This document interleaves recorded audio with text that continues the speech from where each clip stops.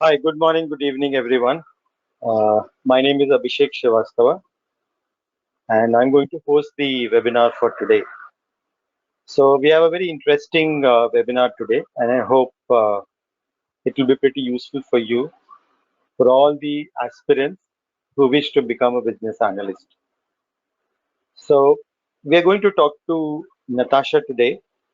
Uh, so, Natasha is currently working as a business analyst, and we'll be talking to her to understand how did she basically cover the journey from being into a very different industry to getting into IT industry as a business analyst. What kind of challenges did she face, and how did she overcome it? So, Natasha, if you can put on your video and your mic, please. Sure. Good morning, sir. Good morning. So, let's get started. So, Natasha, the first question is Right. what is your current role? What are you doing currently? If you can share with the audience. Sure, absolutely. So currently, I'm a business analyst with Wells Fargo, and the major focus being business intelligence. The profile and the role is called service delivery partner. So what we do in this role is we service clients, we service customers of internal customers of Wells Fargo. We deal in devices. We provide reports on data intelligence, and I work on reporting tools like Tableau, MicroStrategy, and SSRS. So we have these data needs that customers come up with. We provide consolidated reports depending upon what is the need, what is the business justification of the report that they want. Do we have the right source? What is the intended audience? So we implement those standard questions and we give them a report that would fulfill their business objectives. Okay, great. So now let me take you back to very start of your professional career. Mhm. So how did you start? What was your first job? Tell us about that first. So yeah, interestingly, I didn't start as a business analyst at all. It was completely by default then design.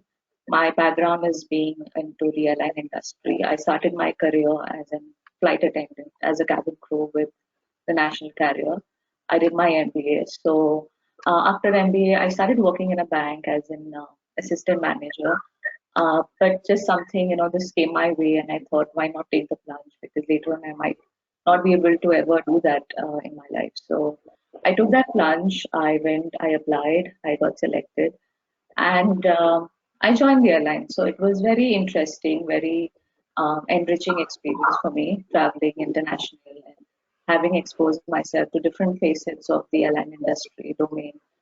So after that, I flew there for 5 years, and then I came to the US. After coming to the US, I started exploring my options, what the things that I can do. I wanted to do something apart from the airline because it was just going back to what I was doing originally. So I thought let's do something different. Let's see what the market is. Then I stumbled upon this role, and I thought, given my experience, given the kind of person that I am, it would be a good fit. It resonated with me, and I decided to be an analyst. Okay. So now tell us about the preparation which you did before kind of starting to appear for the interviews. That is something which is very interesting. So please share that. Sure. So, firstly, I thought, okay, let me do my master's, let me do something academically which will give me that knowledge, which will give me that edge because I was just so raw, something that I've never done that before. My bachelor's was into business, I did my MBA, so, and flying was just considered flying. So I thought, let me probably do my master's program and, get there. I saw what it looks like because it was like a lot of time, a lot of resources that went into it. So I thought, okay, let me do a trial and error approach. Maybe I may not even like this kind of role. So firstly, I got in touch with my friends who were working in companies, the developers, the people into technology, and I connected with them. I said, connect me to the business analyst in your team. I specifically targeted people who are working remotely. So I said, okay, once got connected with them, I told them, make me part of your project. Like, I would like to know what it is like. I would like to listen to the meetings that you conduct. What are the things that you do on a day-to-day basis? I was offering them remote support. I was doing voluntary work for them, the groundwork that an analyst needs to be done. It was all voluntary, something that was, I never took. I mean, I couldn't charge them because I still very low. So it was a lot of groundwork that I did for consulting companies, insurance companies, and so on. I told them I don't need the money. I need your time. I need to be involved in what you're doing day to day. So that was the approach I took. Uh, that went on for a year, and I was just trying to gain as much confidence, as much knowledge, and mostly getting acclimatized to what the role is about. So that was my preparation back then. So after this preparation, how did you use this information? Did you modify your resume so that before you apply for the BA positions, did you use this experience or the exposure in your resume?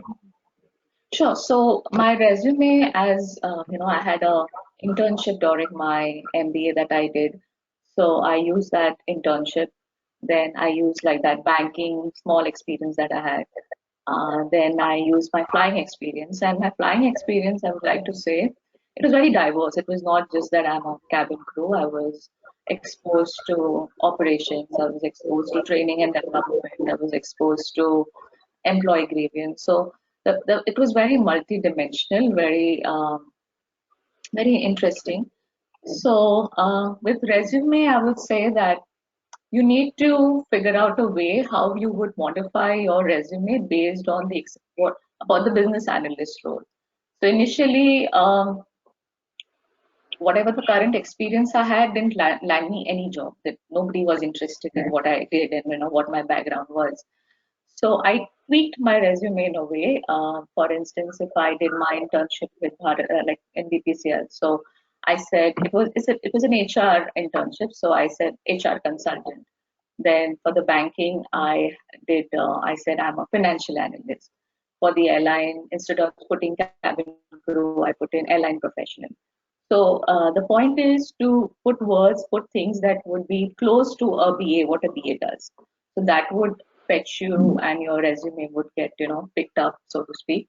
And also during, I couldn't put the groundwork experience that I did because it was very voluntary. It was very informal. So, but I had the knowledge. I had gained that kind of experience that they shared up with me. So I could defend that during my interviews. I could tell about what I did and what a role of a BA and what are the daily challenges look like. So that was the resume part of it. Okay, so now moving on from the resume, how did your interviews go?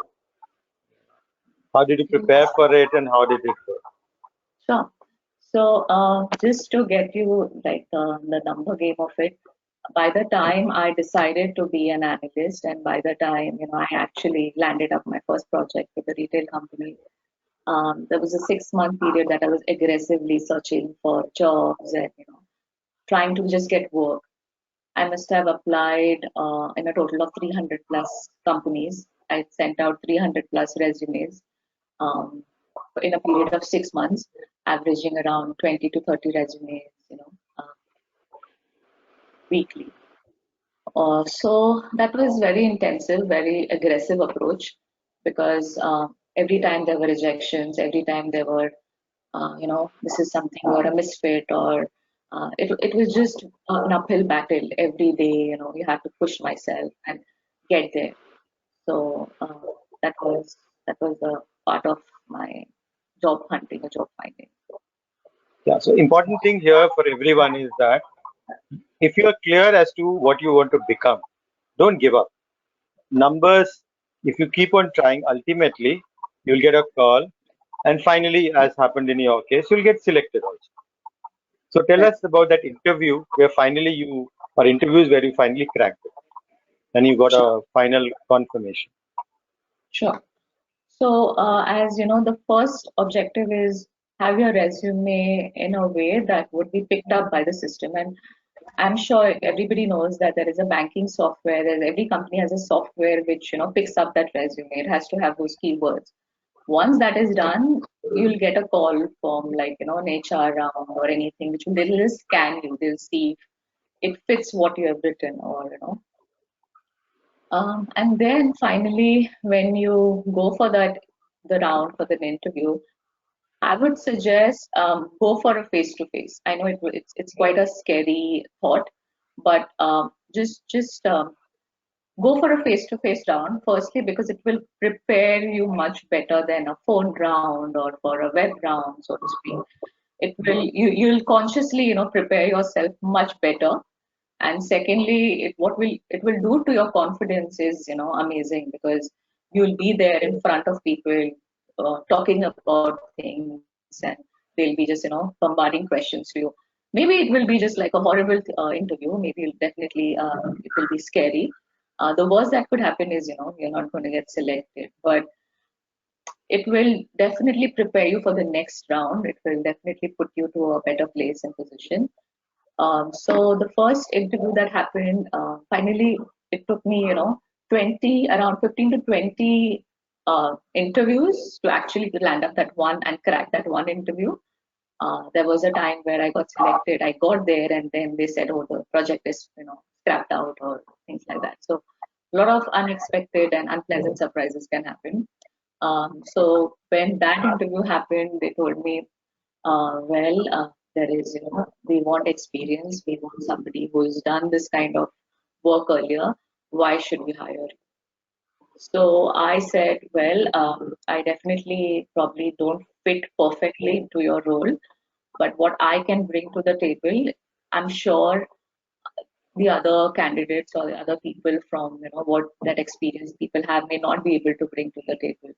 I bring diversity, I bring my prior experience, I bring fresh ideas. So that is something that you can leverage and the company can bring value to. So that was my approach.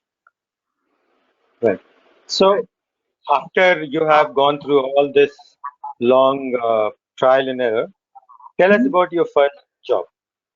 Where did you Sure. join, and how was your first experience? Because coming from a very different background, it must Right. have been a little bit of an uphill task. Correct. So when I landed my first job, what I did first was um, listen to as much information that you can. Be a very good listener. And I would say the next most important thing would be recording the meetings. Like that, I think that is the only thing that will save you and would be like, an edge. Definitely take permission from the people who are there in the meetings and say that I would like to record this conversation for later reference. Take due permission. Don't just do it and then be like, oh, I'm sorry, I didn't know about it. So definitely take permission. Record your meetings. Listen to it again and again and again. Repetition is the key. Like I've listened to meetings probably 10 times. Listen to every word. Listen to what they're trying to say. You'll feel in a lost island. Like I remember being completely intimidated and probably I felt I'm in a foreign country, people talking Greek, Latin around me, and I just didn't know what is happening around me. So that is going to happen. Um, but again, having said that, I would say that is going to happen any which ways. Like even how much well prepared you are, how much you have experience, knowledge, there's something going to be that you don't know. There's never something like you're too perfect, you're too prepared. So that is going to that learning curve will be there where you don't know what is happening around you. You are completely new. So record meetings, record conversations, listen to it later, do your research, and then what I did was I told them I need some time, to listen, to know the documentation, to know the literature. Buy time from the companies, and I'm sure they give you as well because they know you're very raw, you don't know things. So buy time. And thirdly, feedback is very very crucial. Like when you start, do a 30, 60, 90 day feedback the first month, after 60 days and after 90 days, because that's how you'll come to know whether you're on the right track. If you're not doing something right, what are they expecting out of you? What is the KPI? What is the role that they really want from you? So feedback is paramount. Great. So now, since you have been now working for almost close to 2.5 years, 3 years rather, Right, so 3 years. tell us which are the biggest challenges you have faced as a business analyst in last 3 years? Sure. So my current role, the challenge that I face is documentation. Like there's no rule book, there's no standard handbook that is there where they have, like a black and white area that this is something that you should do, this is something that you're not supposed to do. My current role is more client facing. What I do day to day is 80% deal with clients, talk to the clients. So it's very dynamic, very client facing. Um, the challenge is there is no rule book, there's no documentation. When I came on board, there was no business literature. I used to just feel very uneasy about how am I supposed to deal with a situation like this, and if the customer has a certain expectation, what am I supposed to do? So I did a lot of job shadowing. Whatever I've learned in my current role is all on job shadowing. Suppose, for example, the current process, according in my organization, once we get a request from a customer and the developer starts, working on that request from a report, the BRD that we have, there is no change allowed as per the standard protocol. Like the customer can't come back and say, oh no, this is something, that I want additional, this is something that I want modified. Once that sign off is done, you can't go back. But there are some umpteen number of cases where they have come back and say, oh, we want this minor tweak, we want this modification. What can you accommodate this? So as an analyst, as somebody, who wants to serve the clients the best of way, you have to take that call whether you want to, accommodate that change or not. And if it's something that, is doable for the developer, that's a call that you have to take, and that becomes a little gray area, because you just don't know whether that accommodation that you can have, whether it will be okay with your boss or not. So that is number one challenge. The next challenge I would say is coming from a non-IT background, being very overwhelmed and intimidated with no technical experience, no technical knowledge. And that is scary, like that can be really scary. And the fact that I didn't plunge into this role earlier was I just thought I'm not cut out for this. I don't have technical knowledge. I don't come from a computer or IT background. So I think the best way to deal with it is to just tell yourself that there's always a start. There's always a start that people have. They must have started at some place for sure, and that's why they're in this position. So this is your start. This is somewhere that this is your journey. So don't beat yourself up and don't try telling yourself, oh, I'm not technically good. And what I have seen till now is working knowledge and a good to know and a need to know is very important. Like need to know is something that you need to focus on. Good to know is always good to know, but that shouldn't be like a deal breaker for you. So don't get overwhelmed with, oh, I don't belong here, I don't have the technical knowledge, I don't have an whatever a degree like in engineering and so on. I told myself, this is my journey, this is my start. I'll get there within some time. I just have to push through it. So that's the biggest challenge coming from non-IT. And thirdly, standard is managing stakeholders. The success of an analyst will depend upon how well you serve the stakeholders. Do you manage their expectations well? Sometimes you have to read between the lines. Sometimes there's a lot of gauging. There's a lot of understanding what goes beyond. What is it that they really want? You have so many people that you're dealing with on a day-to-day basis. There are stakeholders, there are developers, there are SMEs. So you need to know what people want, where do they come from. Like, for example, for a developer, he is not interested in business. He's really not interested in what the business goals are. For him, what is required is concise requirements, something that he can be easily, he can code it well. He doesn't want any ambiguity. He doesn't want any if or if not be, I'm not sure, that kind of thing. So they're very structured, they're very analytical. Business wants a good product, a minimum viable product which serves the expectations, timely product. You can't, have your own sweet time. So you have to know what every genre of people want. So that becomes a challenge because, and that you'll only gain with experience. It's not a overnight thing. So you'll have to push through it. Yeah, very good insights.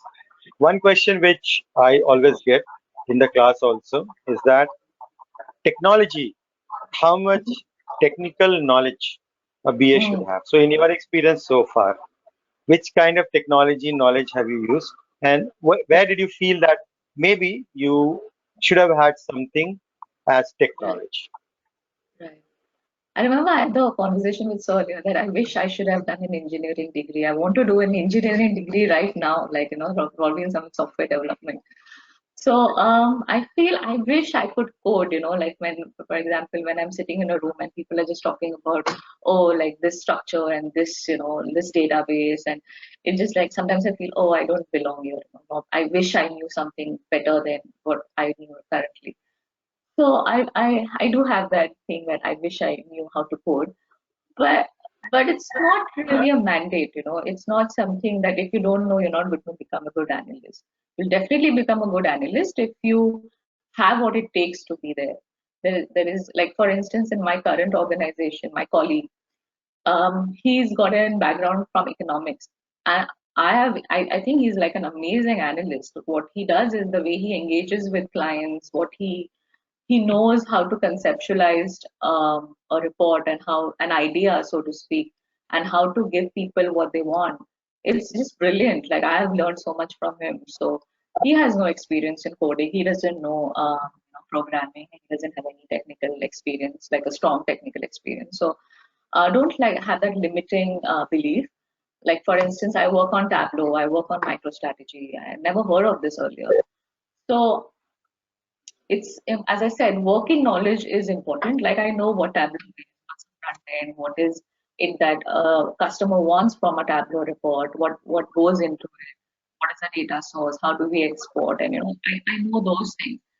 But I don't think I need to know how a Tableau developer works and what is it that really goes into Tableau. I don't think it's always nice to know. I would love to know.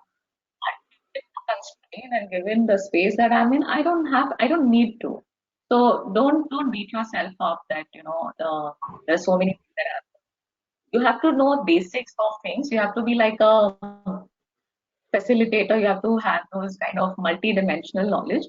But I don't think like a strong one thing is required. Yeah. So that's a very important point for everyone who is looking to become a business analyst. I hope that clarifies the doubt. So So now, final question: what do you think you like about being a business analyst? a lot of things actually. So number one is the impact that an analyst has on a project. Positive impact. A lot of tangible results are seen in a project, in the success of a project. It's the analyst role is like a catalyst, So when we don't have an analyst, when it's a bad analyst in a project, so everything crumbles down, everything is scattered. A good analyst makes a big, huge difference to the success of a project, and that's how the recognition comes. Like, for instance, this role, the current role, the service delivery partner, it was not there earlier. So all has to happen is customers used to come, they used to have their request, they used to go to the developer, meet them, say this is something that we want, um, and then the developer is to start working on it.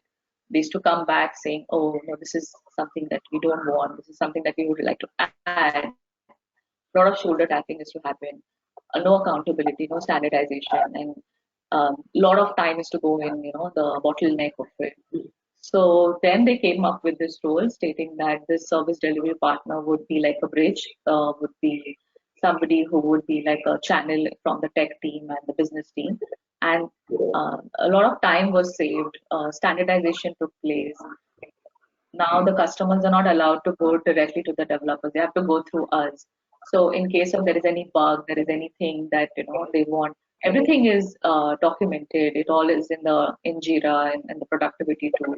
So next time if they come again, we can tell them, oh, this is something that we have given you already, this is something that you have with you. So it becomes like, it makes life easier for everybody. So a huge impact to the project. Secondly, I feel what I like about being an analyst is the role is very diverse. I mean, for me, versatility is important. Like, I cannot do one thing forever, like, all my life. So, it's very diverse. It gives you a lot of exposure talking to so many people across the organization. Like, for example, like the customers that we serve. Like, one day I would be talking to somebody in a particular state, in a particular in a team, a technology manager. Tomorrow I might be talking to somebody very different, somebody from India, somebody from anywhere around the globe. So it's very diverse. Every day is a new day, and that's what brings that excitement into this role. So that diversity is there. A lot of challenges. Thirdly, what I like is it's very futuristic. The future looks bright for analysts. You have this technology wave that is coming across with AI, with automation, robotics. So I'm sure like the analysts would be very crucial in projects, and I'm sure no robot can replace an analyst. So it's nice. Sure, sure, sure. Yeah, Sorry, I said last question, but I think there's one more question.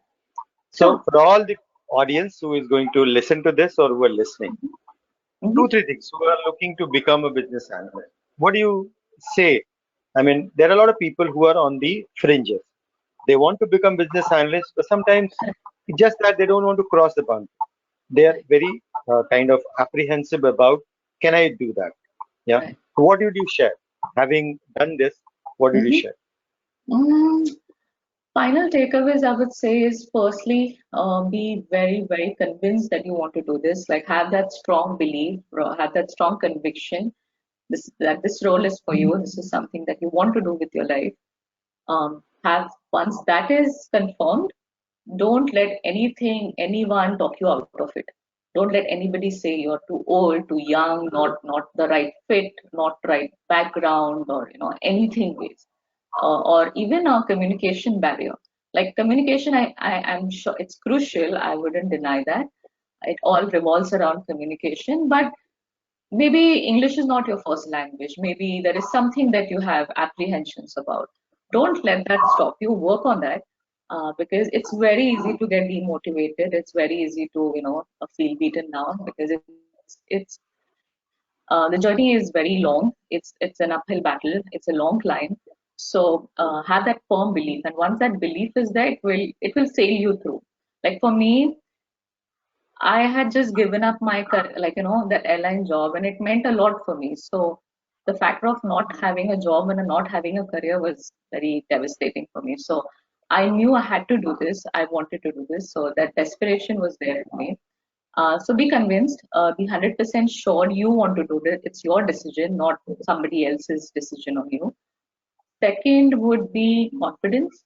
Have immense confidence in yourself because especially for people from non-IT, because that's the only metal you have. That's the only armor you have because the technical things will come with time, but when you face the customers, when you face interviews, especially, you have to exuberate that confidence that this is something I'm the right fit for it. So have immense confidence in your daily work, and because hiring managers and people who look for confidence, they want a reason to hire you. When they listen to you, they need to have that feeling of I want to talk to this person again. You know what I mean? So confidence is crucial. And thirdly, be extremely gritty and networking. Like networking will take you to places. If you have to be there at the right time at the right place. I know brilliant analysts who don't end up getting good roles because they don't put themselves up there. Be very good at networking. Be a people magnet. Be in the good books of everybody. Go out there, talk to as many people as you want. Tell them that you are interested in this role, and that will take you to places. Great. Fantastic. It was great talking to you. Sure, thank you. Now, anyone who wants to ask a question, you can either unmute yourself and ask, or you can type in the chat. So you can see on the right hand side, there is a chat window. Type in your questions there, or you can unmute yourself and go ahead. Can't hear. Please check your speaker or earphone. Okay, what is? That has been sorted out. Okay.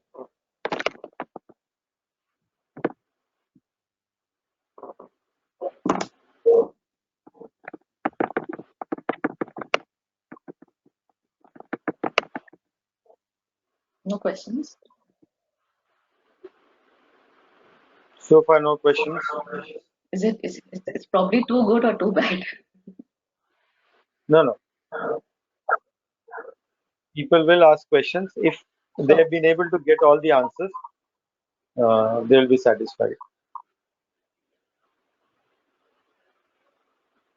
Yeah, so there's one question from Taiwo.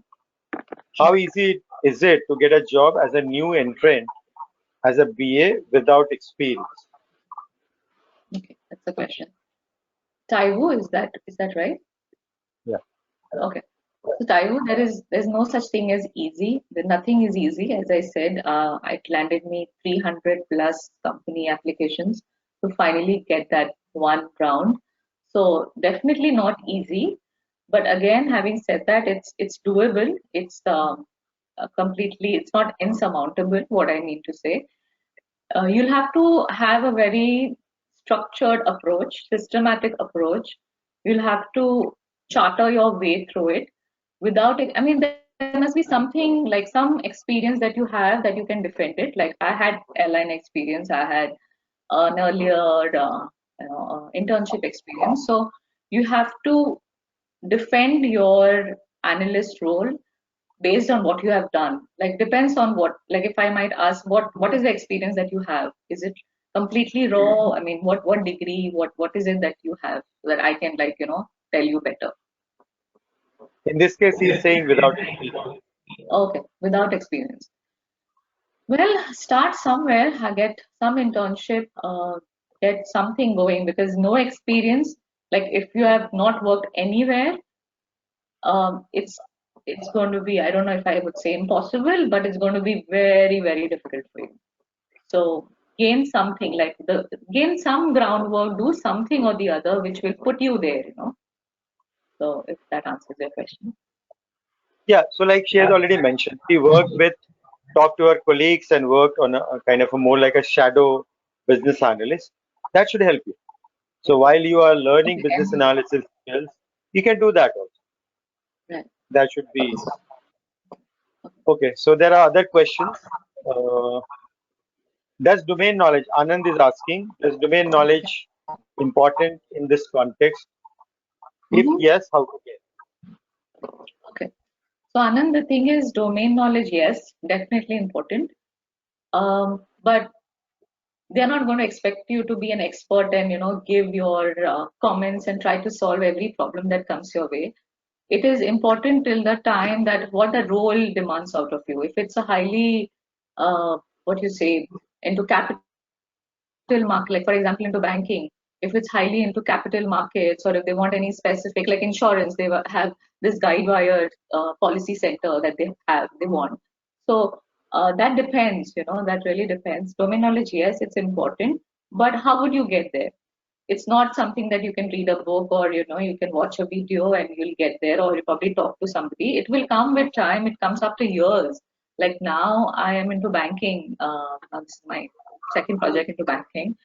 I don't think I have like all the domain knowledge of banking, but because I'm into technology, I know what the business side of it does, what's the business intelligence of it does. I don't think I'm still like, I have like a great domain knowledge. So, as I said, working knowledge is important. Get the basics of it. What is it that the banking industry does? What are the sectors of it? So, I think that should be fine. Don't get too hell bent and don't get too stuck on with like one thing. So, that answers the question. So Anand, basically what she has mentioned, to begin with, any domain knowledge takes a lot of time to build. It's not something which you Right. can develop, especially the expertise in 1 month, 2 months, no matter what kind of a course you do. So, as Right. she was mentioning about working knowledge, what you should do is focus on getting the working knowledge first, meaning understand the key terminologies, the key processes of a particular domain, and then you can get started. And as you are doing more projects, you'll be able to build your expertise in due course of time.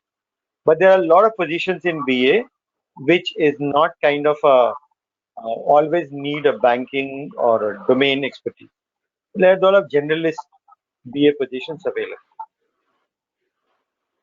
Abhishek, Okay, so there are, Abhishek, can yeah, I ask you a go question? ahead. Yeah. Yeah, go ahead. I'm a student. I'm a student of Techcanvass, and I keenly follow your website. So I saw their domain certification. So here, Natasha said we need working knowledge or need to know and good to know. So I saw the domain certification, say the banking certification course or payment certification course. Is that Right. is for working enough for working knowledge?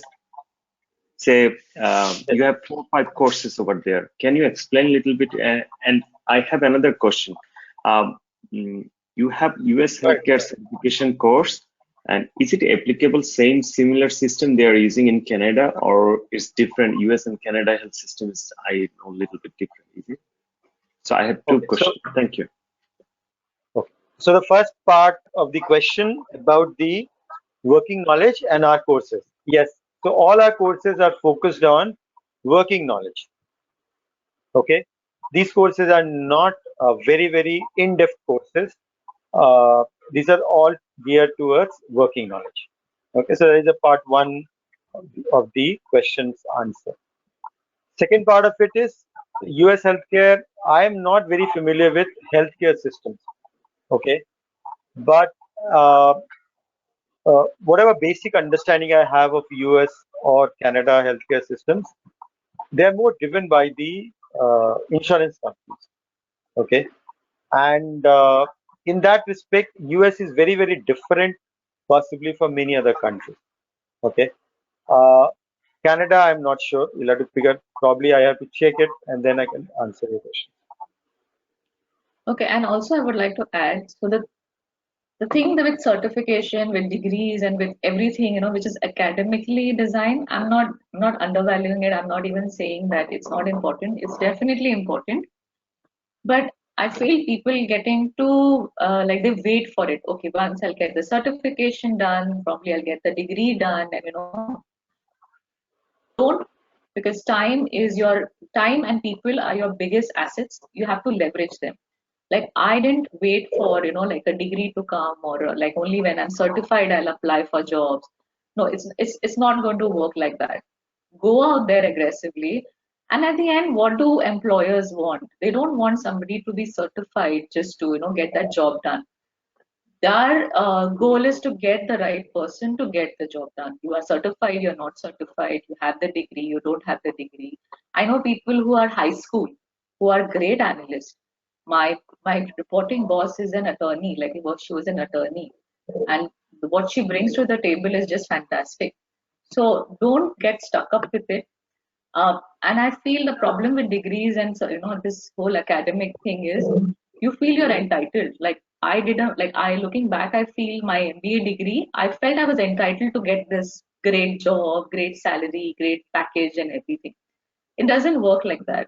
What I did with that MBA is important. Do I have the skills? Do I have the knowledge? Do I have the right expertise to be there? Do I have the do I have the work done to get there? So don't get too stuck up on these things. It's important to know, it's important to do it. And the thing with certifications also is it definitely puts you in that place, like it brings you a network of people. It gives you that knowledge, it gives you those conversations with people. But don't get too stuck up with without any certification, I'll not get there. No, it doesn't work like that.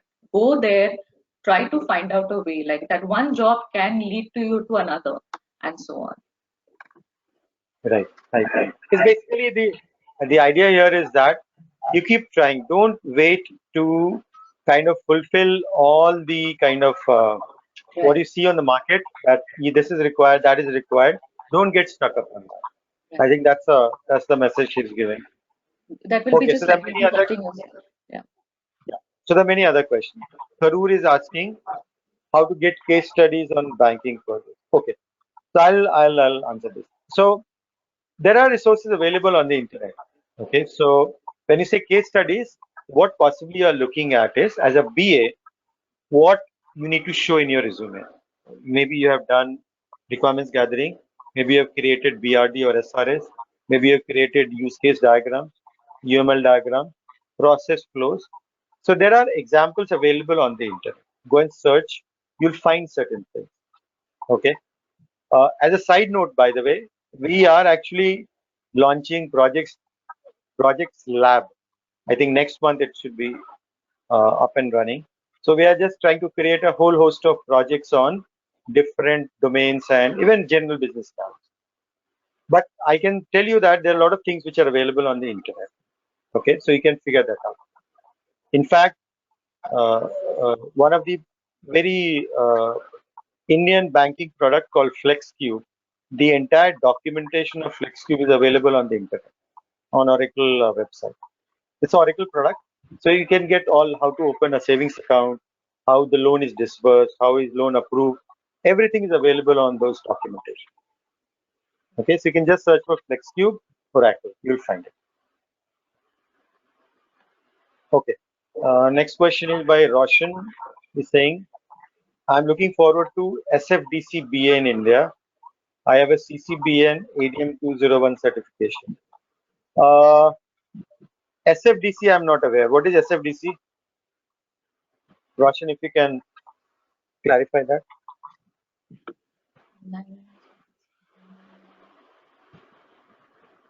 Salesforce. Okay, okay. Yeah, so are you familiar with Salesforce?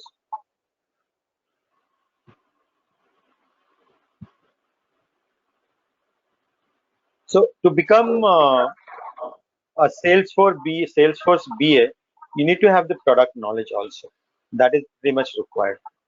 So if you're familiar with it, then um, it should be fine. But I feel in India, there are not too many Salesforce partners available for implementing Salesforce products. So you'll have to figure out one, which are the companies which are partners of Salesforce who do implementations for different customers in India, and you'll have to apply there. That will be an easier way to find out a job as Salesforce BA.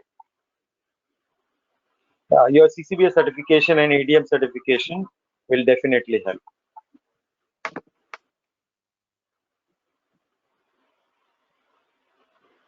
And what's the next Okay. question? Next is which domain to choose: banking, financial services, or insurance? Which subdomain are in highly demand? Payments, etc. I think Krishna, is that right? So get work. I would say don't.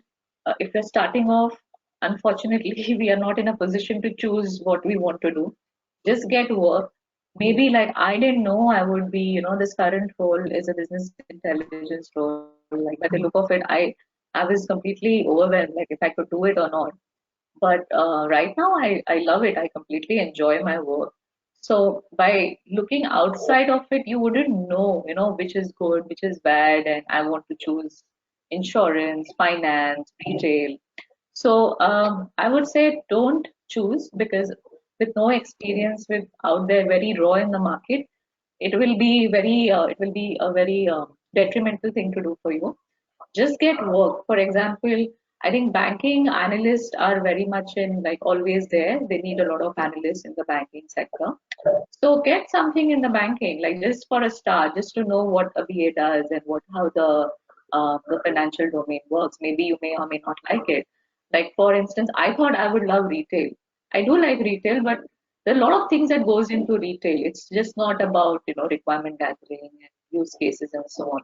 Like my project, they had not we wanted knowledge of APIs. They wanted how things work at the back end, UI, UX. So it's endless. Start with something like just get a break and then see how and when you like it. So that would be my advice. Okay, so there is one question from Tanya. She's asking, I want to know about any sort of courses or certification you have done to start your career in BA. So Tanya, I didn't do any certification to start my career because I honestly didn't know whether I would even, be the right fit or something that I can pull this role. I didn't do any certification. I did a very hands-on trial and error approach. Let me see how things work. Maybe I'll be a completely, I'll make a blunder. So I did wait, and I think looking back, that was a good decision because once you start, waiting and then you wait for the right time and opportunity, that will be very, very, not very helpful. So I didn't do any course or certification, but yes, I did a lot of groundwork. I did a lot of networking. YouTube and Google were my best friends. So yeah, I did all that.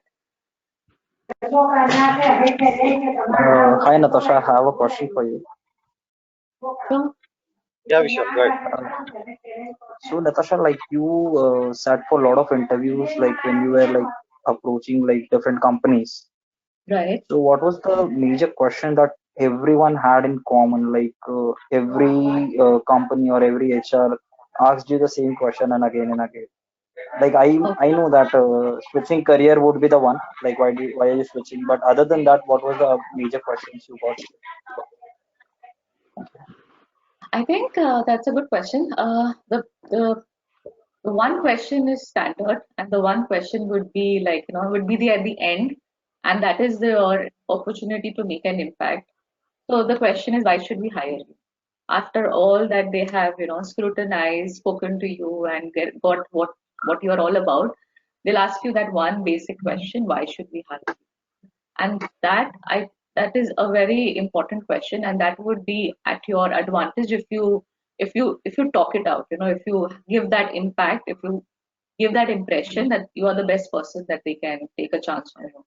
So what I used to say is, why should they hire me? Because firstly, I said what I bring to the table is diversity, my versatile experience. Um, I bring in a lot of prior tacit knowledge to this role. I bring in empathy, and given my versatile and diverse experience, I believe I can provide value to the organization, and I have a lot to offer.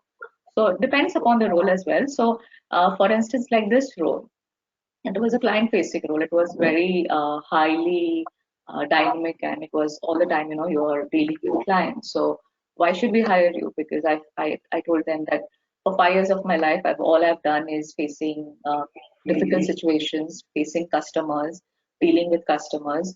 So I have that refinement, I have that nuances, that what people want, where they come from, and how is the best that I can serve them. So you can, formulate in a way that would uh, make them hire you. And exuberate confidence, like as I said even earlier, be extremely confident in yourself and make them believe that you are the right person. Okay, Natasha, thank you so much. No worry. Okay, Anand has a long question. He has given a scenario about how does a business analyst gets into an agile project. Okay, so whether PO needs a business analyst. Okay, so you see, a business analyst can be part of the team, which in Scrum is known as Scrum team. Okay, and along with the product owner, business analysts work with the developers and the testers and even the customers to develop user stories, to manage user stories, to manage the change requests, to manage the entire Scrum and the requirements handling in Scrum. So business analyst is a very legitimate role which is being applied in a lot of organizations as part of Scrum. Okay, this is primarily for business analysts who are entry level or mid-level business analysts. PO in itself, you look at PO role in itself is pretty much common to a business analyst role. It manages requirements. The PO manages the requirements. deals with the stakeholders. Only thing is the experience of PO needs to be more because they also need to understand the domain. They need to have carried out multiple similar projects. But otherwise, PO in a sense is a business analyst role. But at the entry level, they are assisted by business analysts who are part of the Scrum team. So that's how your organization can have business analysts as part of the this particular project which you described.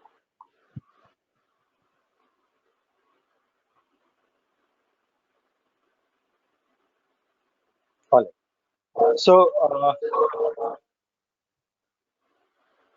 good. I don't see any other questions. I think all the questions are answered. If I missed, please let me know. There were so many messages here.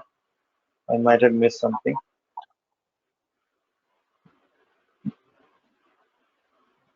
Great. Okay. All right. I have one question if we have still some time left. Yeah, please, go ahead, Shweta. Yeah, Natasha. So, did you always align your CV with the requirement with the JDs? Because your experience was very different, so it's very difficult to align to get shortlisted. So, I am facing that difficulty because my CV is not getting shortlisted anywhere. I'm applying to several jobs, but yeah. So, how did you manage that? Right. Okay, Shweta. So the first thing is, yes, you have to tweak in a way that would. Wait. So yeah, that's cute. So what you have to do is firstly, the first.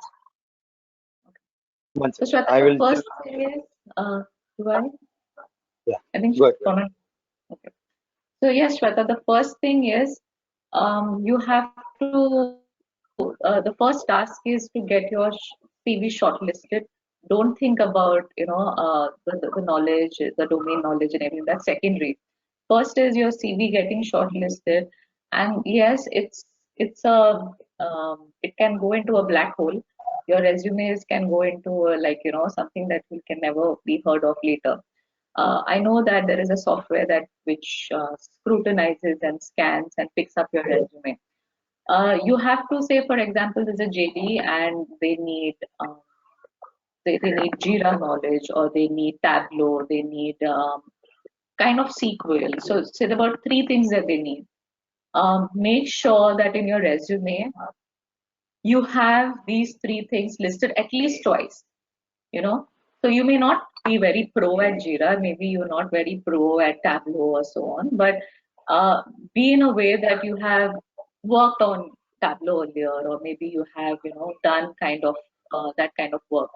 So make sure that these three things come at least twice in your resume, because that's how your resume will get pulled from there.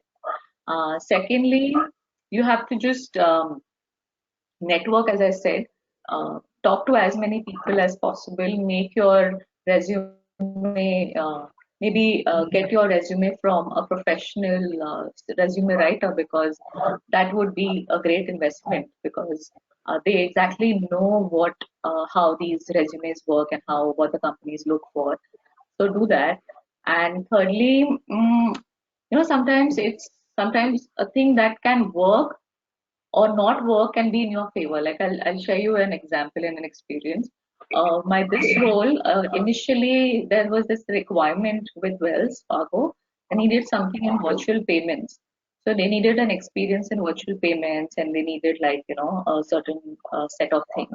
I had done a project with Wells earlier as a UAT analyst. My resume got picked up, and they said they gave me, like, the first round was a phone round. I got selected. They sent me an air ticket. They told me to come to a place and have a face-to-face round. I must have shared it with Abhishek sir as well. So I went there, and there were like three people on the panel, and it was a 1 hour interview. So they asked me everything. It was functional role as well. They needed virtual payments experience. I didn't have virtual payments, but I had data migration experience. I had like a different project experience, like my retail company experience helped. So after that 1 hour of drilling and everything, they liked me, and I was very confident that I will pass that interview and get that job. They wanted this tool called Jama. It's like Jira. It's a productivity tool. So they wanted this tool experience called Jama, which I didn't have in my resume. And they said, okay, we'll let you know. And I was quite confident I'll get that job. But they said, no, because of that Jama, I couldn't get through it. But what happened was, interestingly, since I had, I'd made an impact, my impression was good, that hiring manager knew me, like my name was there in his head. So when this role came, they had me in mind, and they said, "Oh, Lata, would you be interested?" Because they would be having another candidate to come and fly over, and So these things happen. They have like a database, and they have a record of available candidates who are close to a position but not complete fit. So next time if something comes up, they'll have this list ready, and they'll just fish out from there. And then I said, yeah, of course. And this round came up, and I got this job. So something may or may not happen in your favor, but the point is to be prepared. The point is to be prepared as much as you can so that it can open doors for you. So I would say for the resume, yes, you have to have those key points. Like I made changes. I told that I was an HR consultant. I was a financial analyst. So it's not 100% fit. Like it may be like not 100% fit to the role. But the point is to get noticed. You have to have those minor tweaks and get it proved from somebody. So that would help. And keep trying. Don't get disheartened. Keep trying. It will ultimately work. Effort never goes in waste. Always remember that. Okay, I actually haven't started trying to the full-fledged. I was just waiting for CBAP, but now listening to Natasha, I think I should keep trying because CBAP will happen eventually, but let's not stop ourselves. Yes, Correct. absolutely. Absolutely. Yeah. Thank you very much for your feedback. Sure. My pleasure. Okay. There's one more question from Taiwo. Can you give us two examples of how to answer the question, how do you handle a difficult customer? Okay, it seems you have faced this question, Taiwo. Okay, sure. So say about in my current role, there are customers that who come for requests and reports. So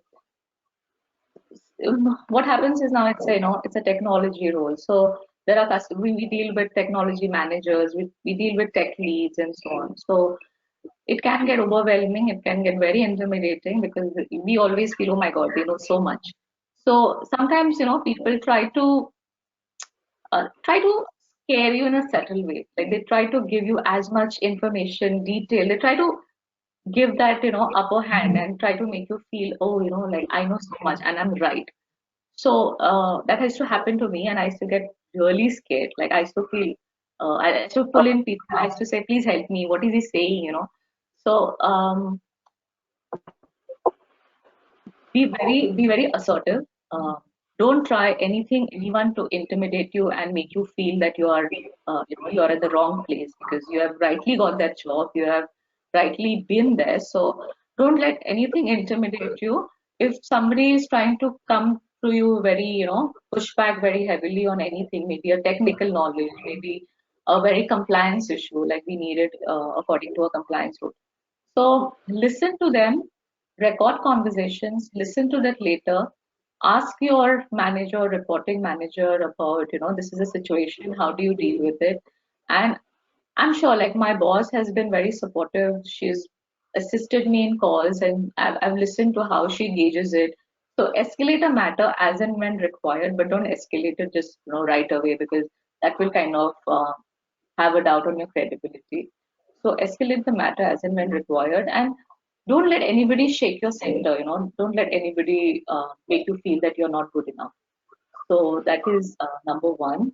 And number two is sometimes, I remember there was this customer who wanted a dashboard, was very, very complicated dashboard. Like she wanted data coming from 9 different sources and she wanted something very complex.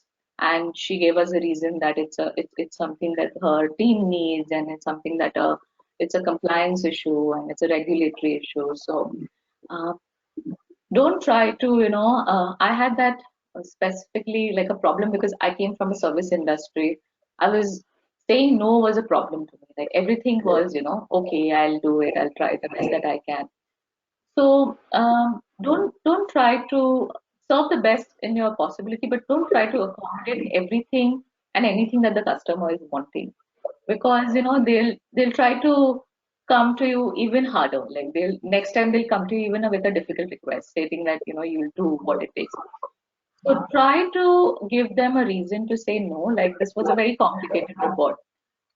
So what I did was I escalated the matter to the tech lead and I asked them if this is something would be well, how complex would be the issue from a range of 1 to 5, like how complex it is. It was very complex. So I pulled him into the meeting and I made him understand that this particular report would be, tampering with our database, would have a problem with the other reports, and give them like a very good reason that why you're doing something or you're not doing something. So escalate the matter as and when required. And secondly, don't let anybody make you feel that you're not good.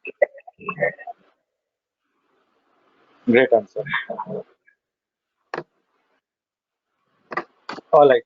So hope Tayo, you have got the answer. I don't see any more questions. So great. Fantastic session, Natasha. I think Thank your you so answers were really good. I think for many people it would be pretty much enlightening and a lot of clarity coming from somebody who has gone the kind of traveled from being non-business analyst to business analyst. It would have been very, very useful. Fantastic. Thank you so Thank you, much. sir. In fact, thanks to sir because sir has been like a personal mentor to me. So he's actually I've discussed meetings with him and my interviews with him. So I'd like to personally thank you, sir, as well. Thank you, and thank you all for participating. I hope this was pretty useful for you. Thank you so much. All the best, everybody. Yeah. Bye bye. Take care. Thank you so much.